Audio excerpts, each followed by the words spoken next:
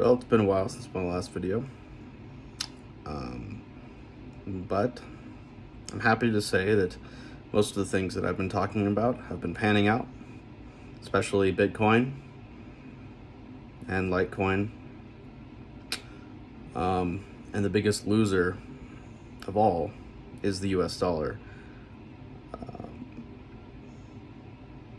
Right now, it's Congress, the executive branch are focused on transition of power,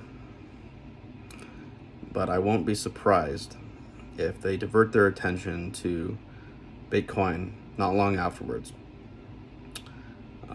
They may attempt to classify Bitcoin as a security, which all things considered, I don't think that's going to be such a huge deal. I've personally always considered Bitcoin to be a currency, but with the way things are going and the amount of attention that Bitcoin is getting, I would not be surprised if the SEC tries to classify Bitcoin as a security and applies all of those constraints, restrictions on providers of Bitcoin, all the exchanges and mediums of exchange.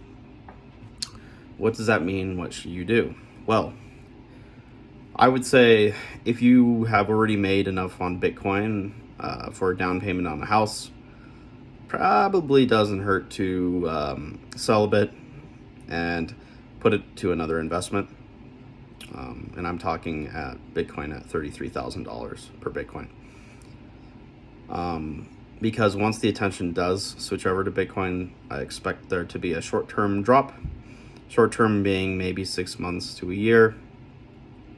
Long-term, though, if you're willing to hold it out, I would not be surprised at all if it goes to 100,000.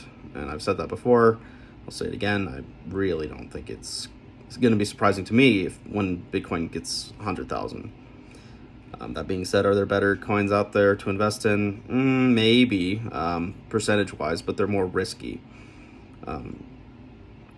Personally, I've been putting more money into Litecoin recently because Litecoin seems to follow Bitcoin in a lagging fashion, and Litecoin is cheaper. There's a lot of mom and pop investors out there that are just starting to understand Bitcoin and cryptocurrencies for the first time. So even Dogecoin has gone up a lot. And if you look at my previous video on Dogecoin, it, in my opinion, is sort of a scam coin, but the price of something is determined by supply and demand. And I also mentioned in my video I did have a few $100 in that coin, and that's turning out quite well. The issue I have with Dogecoin is there is no supply cap like Bitcoin and Litecoin have, meaning that additional servers can be allocated to mine more and more Dogecoin, and there will be no cap. So once better hardware comes available, Litecoin is just going to be mined in perpetuity, while Bitcoin has the hard cap of 21 million coins.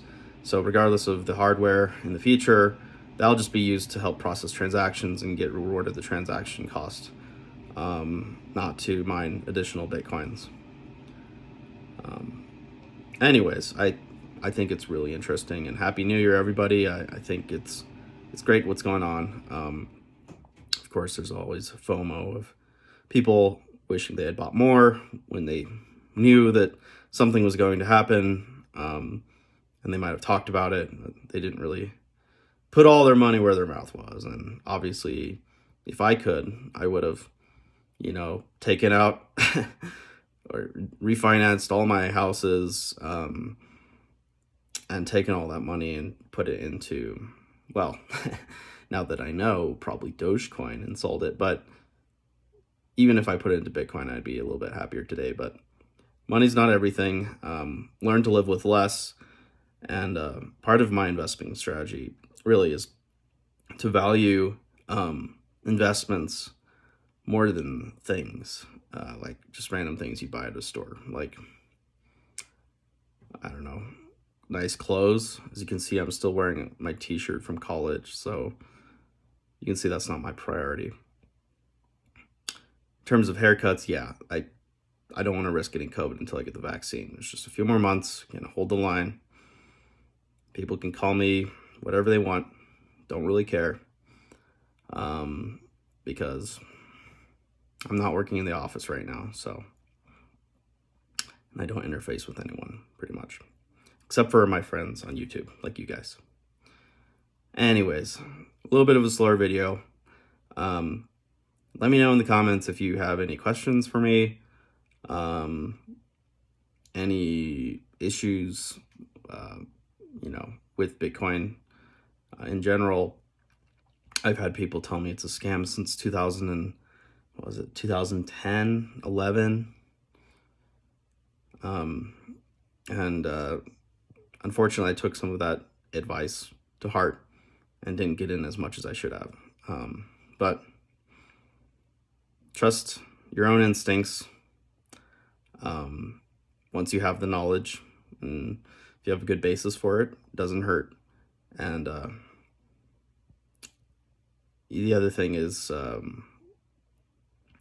if there's a product that you really love and you do a check on the company's financials, looks okay, why not get invested in it a little bit? When I was in high school, I had probably a few $1,000, and instead of blowing it on items like iPods and things like that, I probably should have bought the iPod and also put $100 in Apple and kept it until today, and it would pay for itself many times over. But I just didn't think like that back then. But for the younger people watching, think about it. Just think about it. Like, if there's a store that you always go to, do some research, look at the financials, and maybe buy some shares. It'll make you feel better about buying things at this place going forward. Anyways, this has been my rant.